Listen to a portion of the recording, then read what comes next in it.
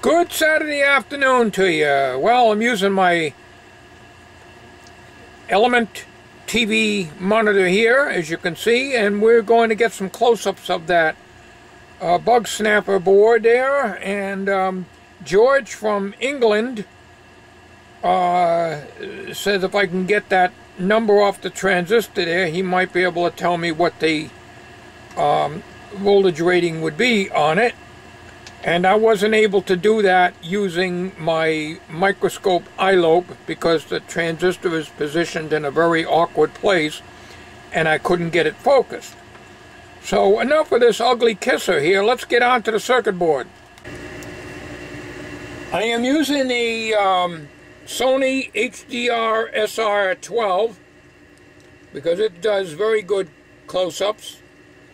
I have this circuit board roughly about 1.5 inches, 2 inches away from the circuit board right now on the lens, away from the lens I should say.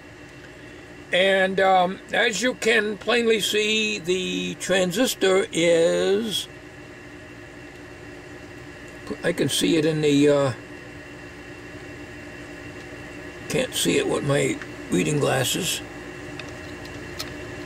Alright, I think, yeah, that's the transistors right there. So let me stop this camera a minute and reposition this board. Alright, you're looking at the flat portion of the transistor right here. That's where the numbers are written, but it's dark. So let me get some light on it.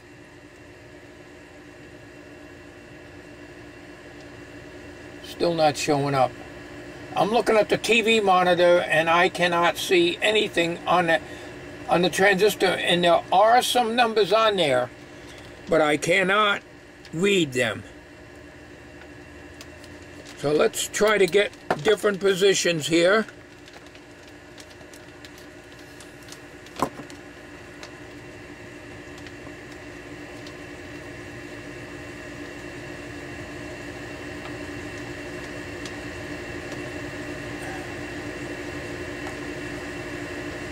Okay, it looks like something's showing here.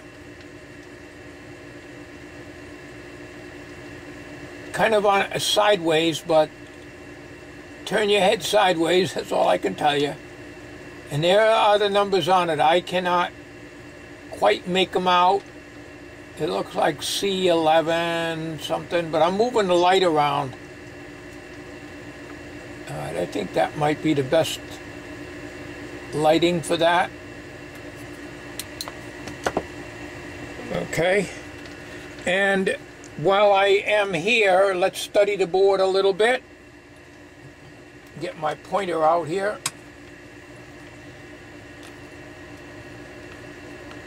We have diode D5.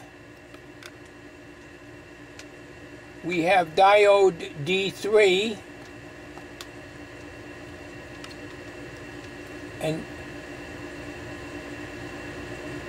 diode D4. Diode D2 would be over here. See that diode symbol, that silk screen down the board? That's diode D2, which is not there. And R1, but no value given, is over here. And then up here, you can see there's K1 and K2. Now, I thought that was kilovolt 1 and kilovolt 2 because I couldn't quite make that out. But obviously that is, well, whatever it is. I don't know what. Okay, we lost our good image here.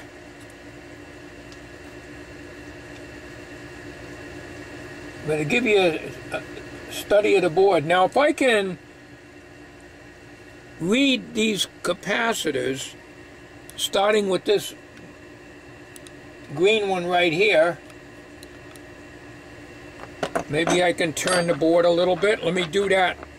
Just stop the camera and see if I can turn the board. I probably should remove this board right from the shell here, but then I'd have to disconnect the wires from the switch and everything, and to disconnect the wires from the battery compartment, which are glued down to the base. So let me just move this. Okay.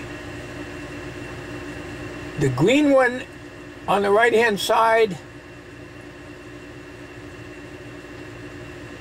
I'd still say these are low voltage capacitors,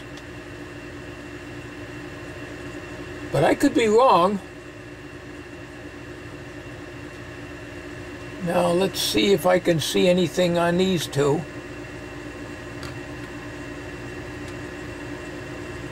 And I don't see anything. It could be on the other side. So while I'm at this angle, let's go down here to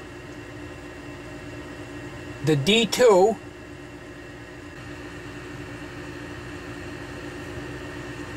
I wished I knew what the voltage rating of these capacitors were. So let me go and stop this recorder and try to get a better location so that I can get those two green capacitors, if I can find the value of those two green capacitors on the left-hand side of the board as you're looking at it. The green one on the right-hand side, I'd still say these are low voltage capacitors, but I could be wrong. Now let's see if I can see anything on these two. Sorry for the shakiness, but I have to hand hold this and move this around so that you can perhaps see something on that. The writing is on the back side facing that big orange output cap there.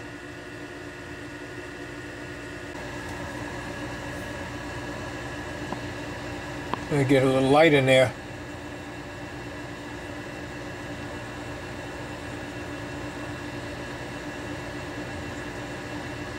Well, we're not going to be able to do it. So, this is what we got to work with.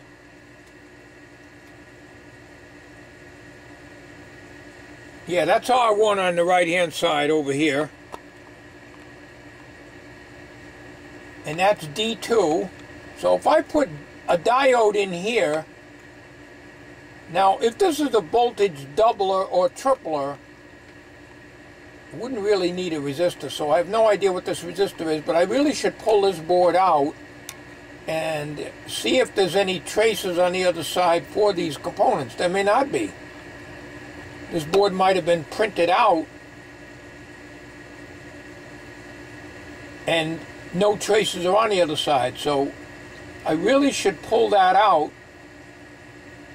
before I say any more about it, and I think that's probably what I will do.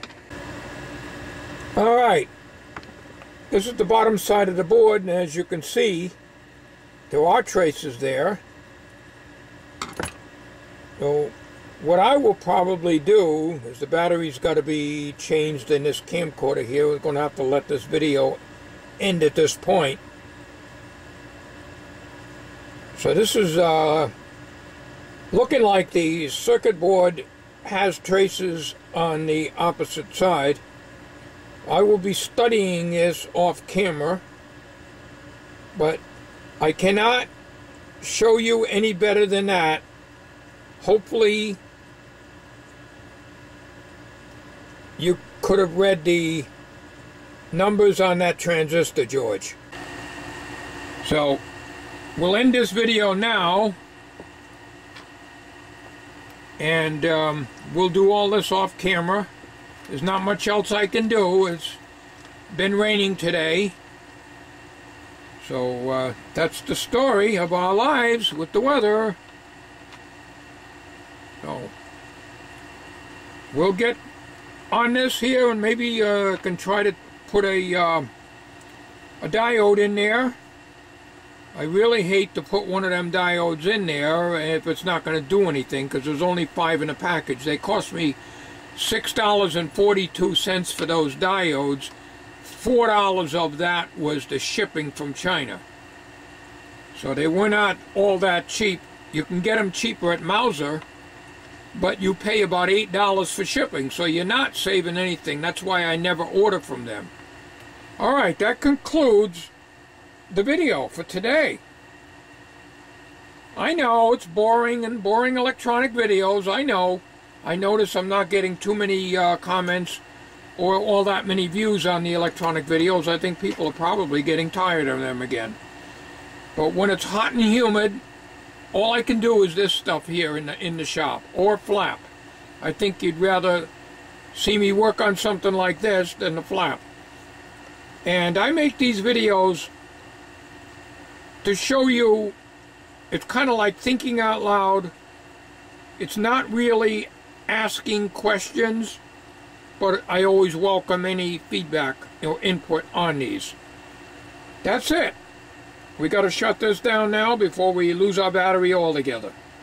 Again, we're using HD, HDR, SR12 camcorder because we can get really close.